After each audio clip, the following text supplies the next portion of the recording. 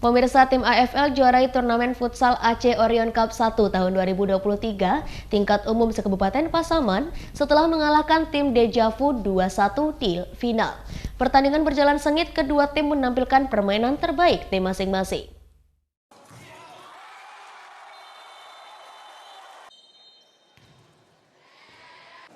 Final turnamen futsal Aceh Orion Cup 1 tim AFL berhadapan dengan tim Deja Vu pada Minggu malam berjalan dengan sengit di hadapan ribuan pasang mata pecinta futsal.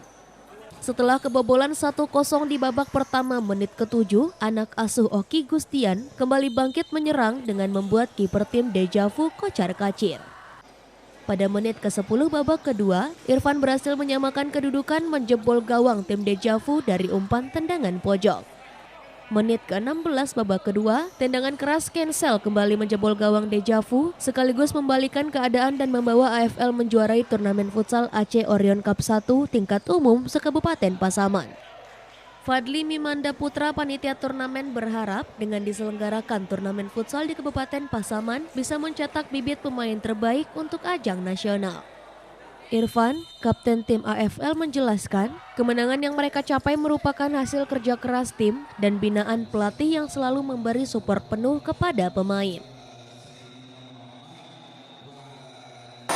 Tentu kami berharap mewakili panitia dan ada generasi-generasi muda yang akan membanggakan untuk meningkatkan prestasi futsal di Kabupaten Pasaman, bahkan Sumatera Barat dan Indonesia pada umumnya. Untuk kegiatan futsal kita pada hari ini diikuti dengan 39 tim. Total hadiah sekitar 9 jutaan. Dari Pasaman, Sumatera Barat, Aryo Hanas, iNews melaporkan. Pemirsa, demikianlah seputar iNews Sumbar. Kami akan hadir setiap hari Senin hingga Rabu pagi. Jaga kesehatan dan selamat menjalankan aktivitas. Saya Asar Fania, selamat pagi dan sampai jumpa.